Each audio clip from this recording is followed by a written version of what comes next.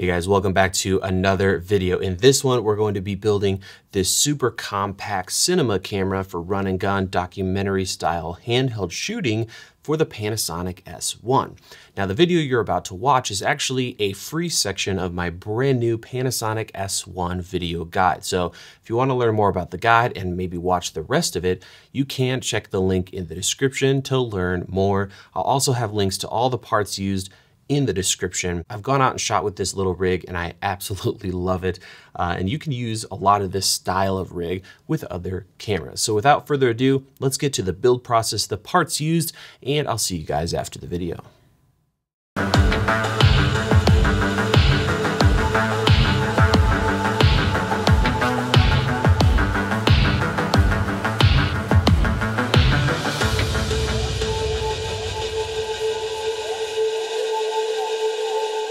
Hey guys, welcome back to another video on the Panasonic S1.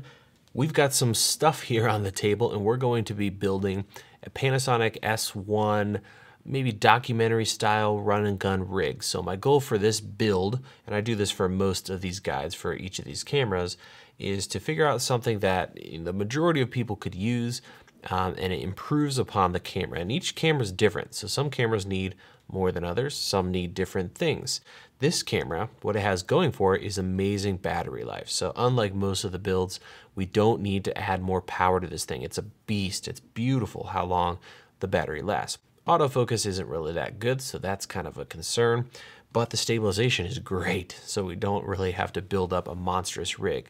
So I'm thinking of something very small. You could fit in a small bag, be able to film, maybe on the subway, kind of run and gun, and easily be able to remove the camera if necessary. So we're gonna go ahead and start building it now. I will have below this video a link to a blog post with all the parts. So if you wanna check all that out, you can do so. On this side of the table, we have the necessary stuff. And then on this side, on the other side of the camera, is a bunch of stuff that I think is, optional that would drastically improve, but not really necessary. So let's go ahead and begin with a camera cage. This is the small rig cage for the Panasonic S1. You can go with other cages, but the most important part of this build is going to be these threads right here at the top. So let's go ahead and throw the camera in here. What's cool about small rig cages, or at least their more recent ones, is on the bottom of the cage, there's actually a little tightener for the actual screw here. So I'm just gonna grab the camera. Another thing I love about this particular cage is that you don't have to take the lens off, which a lot of cages you have to. And I'm just gonna kind of flip things over, line up the pin, start hand threading it in, grab my little magnetic tightener here. I'll go ahead and snug it up, something like that. Replace this back in its little magnetic spot. And just like that, we've got the cage all mounted in the camera. It's got a really nice machined kind of angle here, so it doesn't really interfere with the amazing grip of the Panasonic S1. So the next step is going to be adding this guy right here. This is a 15mm rod clamp. You'll notice that it has threads across the top as well as threads on the front. And it also comes with a bunch of different bolts, screws, and whatnot. And what's cool about this is not only can you thread stuff into this, but there's also taps here or holes that are drilled where these bolts can go through them. So I can actually run this bolt through or thread it in. So I've got different options. So what we're doing here is we're taking the longer of the bolts that come with it. We're running it through the face. So you can see they're coming out the other side there. And we're going to take our camera, we're gonna bolt this thing right to the front, just like that. So let me go ahead and do that now, and we'll be back in just a jiff. Okay, so at this point, as you can see, we have that guy bolted to the front of the cage. It kind of makes the top of the cage even, sticking out more over the lens, and we're able to add a 15mm rod. And the reason we need 15mm rods on the front of this thing is because we're gonna be using a wireless follow focus system. So this is the Tilta Nucleus Nano. It consists of a single motor that attaches via 15mm rods and one of these focusing knobs that has a battery built in. On some cameras you can stop and start. It doesn't really work for the S1 yet. And these are paired wirelessly. And you would not believe how amazing this is to own if you have any manual lenses at all. So it's incredible. Like, moral of the story is it's $229. I bought one. I'm probably going to buy more because they're really amazing. So I'm going to set the controller knob aside for now. And we're going to bring our camera back. And we're going to mount this puppy to our rig. Obviously, this system works on lenses that have geared rings like this one here. See that ring right there? So you'll need to add rings to your lenses. It comes with one that kind of snaps on. It's not the greatest, so you might want to upgrade that. So to do this, to mount it, we're going to need this guy. This is a 2.5 inch 15 millimeter rod. I think it's perfect for compact setups like this. You could also go with a 4 inch, maybe pick that up on the side. It's got threads on either end, so I'm going to throw that on this particular hole here on our clamp. Let me loosen it up. Drop it in place. Snug it up. Right here, these are ratcheting knobs, so I can pull it, kind of tuck it out of the way like that. Next, I'm going to grab my motor here. I'm going to throw it on and line it up with my gears. So if I tilt things over, it's kind of a rough angle, but you can see it's engaging with the ring of the lens. You might be able to hear that. So I don't want to like really push it in there. I want it to be just kind of resting in one of those grooves, and I'll tighten it up. There we go. So at this point, we've got our motor mounted. And again, compactness. Look at this thing. It's amazing. Really nice and compact. So I'm going to set this down. We're going to now add the controller. Now, you could stick with the stock controller here, the knob, but I think this is a much cooler, much more sleek, much more usable option. So before we get to this thing, which is essentially a handle with a grip wheel here for focusing, let's talk about this knob. It comes with a quick release system, and if you are going to use it, I would recommend mounting it right here. So this would be your final setup. As you're shooting, you can, very easily with one finger change your focus. It does work, and you can't remove it if you want to step back, and be away from the camera and change your focus. But since, for the most part, we're going to be, using this in a handheld configuration, I think this guy right here is the way to go. Now, what is it? We got a handle here. It actually has a battery in it. And what that does is allows us to run power from the grip to this motor. Unfortunately, this little motor right here requires 5 volts of power, and there's no built-in battery. So you would have to run, add another battery to this whole setup. Would be a big pain in the butt. And this guy here doesn't really supply power to it, and it has its own rechargeable battery. So that's just batteries on batteries on batteries. So to reduce everything, I'm thinking this guy right here is a great way to go. You can get it where it takes Sony MPF batteries like this one that I have right here, or you can get it with Canon LPE6 batteries. So it's really your choice. I like these ones because it matches monitors, which we'll talk about here in a second. Now, this thing can mount to anything via this Airy style rosette. So there's a little red knob here that tightens down onto a rosette. So we need a way to mount this to this side of our cage. To do that, I found this little gem, which is a small Airy rosette with 2 bolts here. So we can go ahead and mount this to our cage. I would recommend mounting it right about here. So not all the way down at the bottom of the cage, but not super high up. That'll give us clearance for this grip here so that we can still remove the battery. So I'm gonna grab my Allen key. I'll go ahead and throw this on real quick. Okay, at this point, we are ready for our battery grip. So I'm just simply gonna thread it on. I'm gonna interlock the teeth. It's kind of a pain to do for the first time. Nice and snug, and there we have it. I like to lean mine a little bit forward, so it's, as you can see there, it's not perfectly perpendicular, and this right here feels really, really comfortable. So to connect this guy to our motor, we're going to need the cable. It is micro USB to micro USB, and it actually comes with the original Tilta kit. So we're gonna set the side controller over here, and the way we're gonna do this is plug it first into the controller grip. Then I'm gonna do a little cable management here, pull this back. Next, we'll take our cable and plug it into our controller, or motor that is, and then I'm gonna take the excess cable and kind of tuck it back in here like so. There it is, ladies and gentlemen. We are ready to rock and roll with our focus. To turn this thing on, all you have to do is press and hold this power button here, and you'll see a green light show up. There's the green light there. You can also see that our motor is turned on, the little OLED there. Now, one thing to keep in mind with this is that this module here, the actual grip, has no way to communicate wirelessly with this guy. There's also no way to program this to work with lenses that don't have hard stops.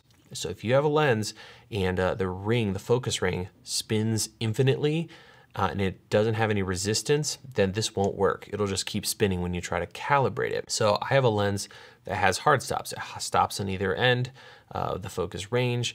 Now this will most likely work with lenses that kind of have some resistance on the other end. So some Canon lenses, once you reach infinity, it keeps spinning, but you feel like some friction. This will sometimes work with lenses like that, but something to keep in mind. Again, I'm building a little mini Doc Cine setup, and I don't care about autofocus, and I'm using manual lenses. So this is gonna work fine. Again, if you want to, you can still use the actual focus wheel. This will allow you to program those lenses, but you'll have to manage, another battery for this guy. So with it on, right around where your thumb is, right back here, there's a calibrate button. So I'm gonna go ahead and press and hold that, and you can see the motor and the lens will start to spin here. Let me get a good lighting angle for you guys, something like that. So here we go, I'm pressing and holding. And there it goes, it's starting to spin. There it hit the end, it's coming back the other way. And there we go. And at this point, now that the lens is calibrated, I can simply, I'll do it real slow so you can see, I'm just changing my focus. It's that easy. So as you're running around, this is it. And I love this setup. You can simply change your focus, that easy. And it is a small focus little wheel here, but it's very well dampened. So even like minute changes can be easily registered. And this thing is rock solid. I would not have any problems, swinging this around. Got the area rosette, so double, security there. So a great setup. This is kind of our base. And the beauty is, if you're going to remove the camera, all you have to do is loosen up this right here, this here, little whatever, I can't talk, this thumb screw, this tab, and then you pull the motor away, take the one bolt out of the bottom of the camera, and your camera slides right out. So we're gonna move on and talk about top handles. Originally when I did this kind of build, I had, NATO rails and all kinds of stuff, but to keep things simple, we're going with this guy. This is a really, really nice handle by Small Rig. This isn't sponsored, by the way. Purchased all this stuff, no communication with Small Rig to this day. And essentially what's cool about this top handle is it has airy locking pins. So I don't know if you can see that, but there's a 3/8 thread here, and then there's two little baby pins you can see on those little silver nubs. And what this allows us to do is have a single thread that goes into the camera, but these pins will go into pins on the camera and it'll keep it from spinning around. Oops. So if I tilt this up here and you look at the top of this rig, you'll notice this one spot right here where we have kind of a big 3/8 thread and then those four little holes there. That's what interfaces with this guy here. So you can put it in like this, you can put it in like this, you can put it in like this, whatever your heart desires. I'm gonna use it like this. So let me go ahead and thread this in here. And what's cool about this guy here, let me tilt it this way. You might be able to see there's actually holes drilled sideways into this silver tightening knob. And on the other side of this handle, there is a magnetic, again, a little tool here, a little, come on buddy, there we go, a little Allen key that will fit perfectly into this thing. So I don't know if you can see that, but I've threaded the Allen key in this tightening knob, and now I can use it like a wrench and really get it nice and tight. Then when I'm done with it, I can simply put it back in. It's a little magnetic spot, and we're good to go. So now we've got a really rocking top handle. This guy is ready to roll all kinds of different ways that we can use it on the go. Our little cable has escaped here. Let me put him back. And at this point, we're going to talk about monitors. Now, this is an optional one, but it really does help add a little more weight. I'm a fan of manageable smart weight when it comes to rigs like this. So you could add a monitor and then an HDMI, and that's going to add some complexity, but it makes a huge difference if you're going to be running around handheld. So Ninja 5 obviously is a great choice. The Atom Shinobi would also work well. And then here I have that Andy Cine. It's kind of like my favorite budget recommendation. So either one would work great. Just for kicks and giggles, we're going to go with the Ninja 5. And I'm going to use this guy here, which is a small rig friction-based monitor mount. So you'll see how it works here in a second. But first and foremost, I'm going to thread it onto my monitor on the bottom. Get nice and tight. A little too tight. There we go. Okay, so that's ready to go. And now, where to mount this? You might be asking yourself. Well, there's a ton of different places you can do it on this rig, so I'm just going to show them to you now. You could mount it into the logical first place you might think, which is right up here. Nice place to put it, right? Or you can loosen it. There's, by the way, there's a little locking quick release there, so it keeps it from sliding out. Or you could put it back here like that. It's another nice little place. If you want to keep this whole thing snugged right up against your chest, you could drop this way down. Or if you get a real low shot, you could put it back here. And then just in the menus, flip it to be upside down. So there's a lot of different ways that you could mount this thing, which I love. So for now, I'm going to throw it on the front. Nice satisfying click. Again, all these tightening points have little holes, so I can throw an Allen key in there and really snug it up if I want. And that just feels amazing. The weight is just about right. You can see as I move it around, it's just got that nice, like, that weight, so it's not gonna mess around. Unfortunately, this thing wants to tip forward, so for now I'm gonna just put the monitor back. And we'll throw an HDMI cable on it. Anyone will do, preferably an HDMI 2.0. And we'll also go ahead and use this little guy. Kind of a small piece, but this is a HDMI cable lock. And in short, we can bolt it to the side of our cage, tighten it up, and it'll lock onto the HDMI so it won't be slipping around. And that mounts right here. Yep, right there, those two little screws. So an optional item. For now, I'm going to exclude it. But if you're gonna run like this with a monitor all the time, that would be a great one to go with. So at this point, all that remains to do is to plug this puppy in, flip open the door on the camera, plug it in, little cable management, and we are good to go. So this is my Panasonic S1 rig. Again, monitor is optional, but I really do think this focusing system is just brilliant. Being able to keep your hands on the camera, keep the camera steady, the way everything's rock solid thanks to that small rig gear and the way Tilted designed this handle. So I have really enjoyed using this guy. Now, some of you might be asking about power for longer runs.